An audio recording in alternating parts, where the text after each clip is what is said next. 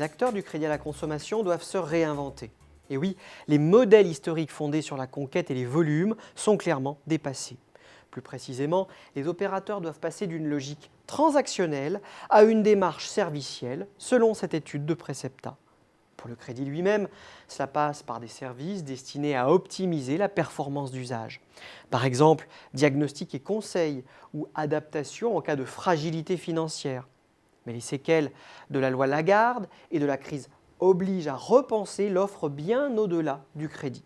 En clair, il s'agit de mettre en place des bouquets de produits et services complémentaires pour répondre aux problématiques des clients. Répondre à celle de la gestion de budget avec des produits d'épargne ou encore proposer des solutions à la mobilité avec des assurances automobiles et des garanties panne mécaniques.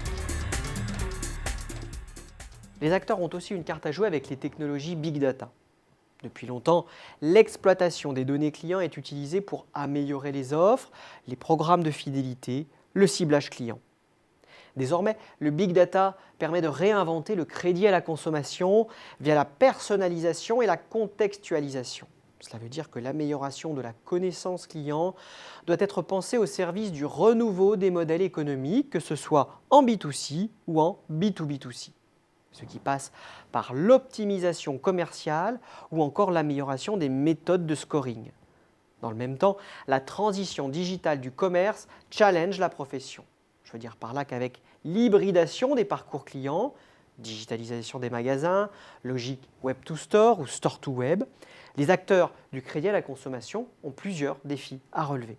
Des défis comme des process 100% dématérialisés, des solutions de crédit multi-support et un parcours de souscription optimisé.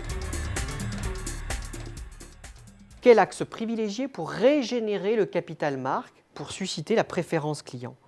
Après l'excès du crédit renouvelable, la problématique du surendettement et la défiance généralisée à l'égard de l'ensemble du système financier, les stratégies de marque offensives s'imposent. Ce qui passe par des modes de communication alternatifs comme le marketing viral et le brand content, entre autres. Ce qui passe aussi par un ton humoristique pour profiter de la viralité des réseaux sociaux, du contenu expert pour asseoir sa crédibilité auprès des enseignes partenaires, des thématiques liées à la gestion du budget et du pouvoir d'achat. Sans oublier les nouvelles tendances sociétales pour intéresser les consommateurs. Bref, les pistes ne manquent pas pour renouveler les stratégies éditoriales et accompagner le renouveau des établissements de crédit à la consommation.